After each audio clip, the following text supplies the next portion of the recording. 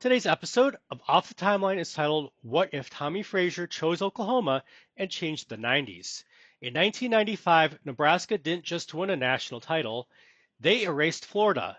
But what if I told you the quarterback who made that happen, Tommie Frazier, could have worn Oklahoma crimson instead in an alternate universe? And if that one decision flips, Nebraska might lose a dynasty. Oklahoma might skip an entire decade of irrelevance, and the entire balance of power in college football changes. Because this isn't one of those what ifs that changes nothing. This one rewrites who owned the 1990s.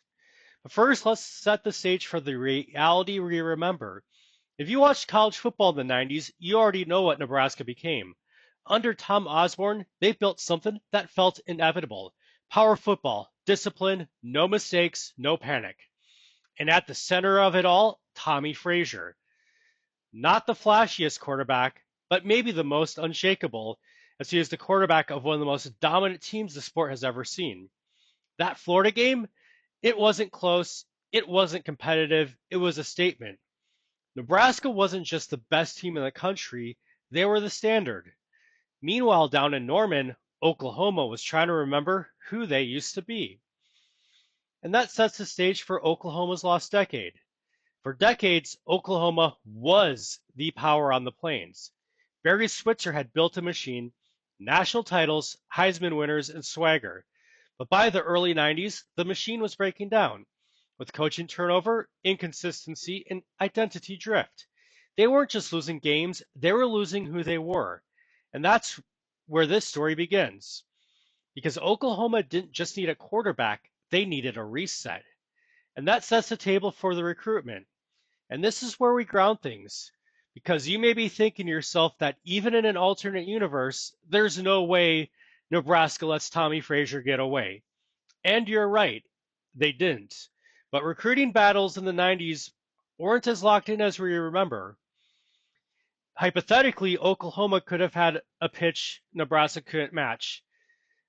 Nebraska says, come here and you'll be the next legend in a system that never fails.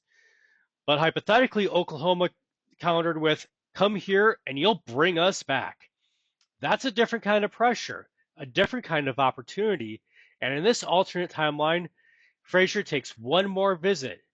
Norman, with energy, history, and urgency. And instead of becoming the next piece in Nebraska's machine, he becomes the foundation of Oklahoma's rebuild. And that sets the stage for the early years and reality checks. Now here's where most what ifs fall apart. Because if Oklahoma suddenly becomes dominant, it's not realistic at all. So let's be honest, the early years are rough. Frazier is still Frazier, tough, composed, and impossible to rattle. But Oklahoma's not Nebraska. The offensive line's not as dominant. The system, not as refined. And the results, very inconsistent. There are flashes, moments where you can see it coming together, but also games where it's clear that it isn't a finished product. And the criticism starts. Is he in the wrong system? Was Nebraska the perfect fit? Did Oklahoma miss out on what they really needed?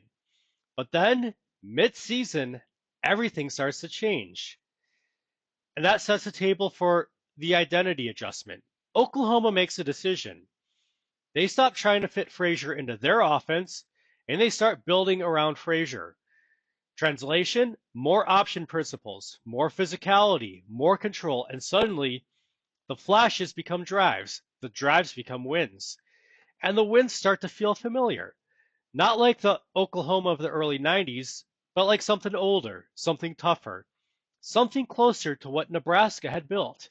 And now the collision course is set. But first, let's take a look at Nebraska without Frazier. Back in Lincoln, Nebraska is still good.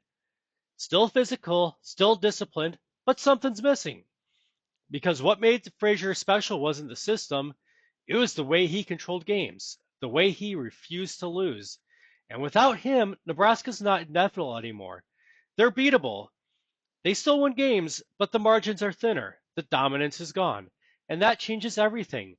Because now, when Nebraska and Oklahoma meet, it's not a formality, it's a battle for supremacy. And that sets the table for the game. It's in the mid 90s. The weather's cold. The spotlight's at a national level. and you have Nebraska versus Oklahoma. On one side, you have the program that built Tommie Frazier. On the other, the program that took him. This game isn't pretty. It's physical, it's slow. Exactly how this rivalry is supposed to be. Frazier doesn't light up the stat sheet. He doesn't need to. He controls the game, converting third downs, tough runs, no mistakes. Nebraska fights back, the defense keeps them in it. But late in the fourth quarter, Frazier does what he always did. He finishes it, and in that moment, it's not just a win, it's an adjustment. And that sets the table for the national title ripple. Because now we need to talk about consequences, because this is where things become real. Nebraska doesn't roll through the 90s the same way. Maybe they get a title, but they definitely don't get multiples. They don't dominate the 90s like they did in real life. Oklahoma, they don't fully replace Nebraska overnight, but they're back earlier than expected, relevant again, dangerous again. And the rest of the college football, now they're dealing with two powers on the plains, not just one. And that sets the stage for the long-term impact. And this is where it stretches beyond the 90s. Because eventually, Bob Stoops still enters the picture. But now, he's not rebuilding Oklahoma. In this alternate universe, he's elevating something that's already rising. Which means Oklahoma's dominance of the 2000s likely starts earlier. It's likely even stronger.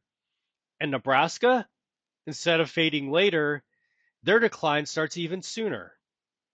So you may be thinking to yourself, did Tommie Frazier make Nebraska?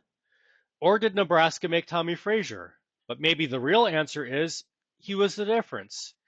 Because one decision doesn't just change the season, it split the history of two programs that defined an entire era. And it might have changed who we remember as the true power of the 1990s. Now, if you enjoyed this college football alternate history deep dive, hit like, comment, and subscribe, and check out more videos on your end screen. And I'll see you in the next timeline.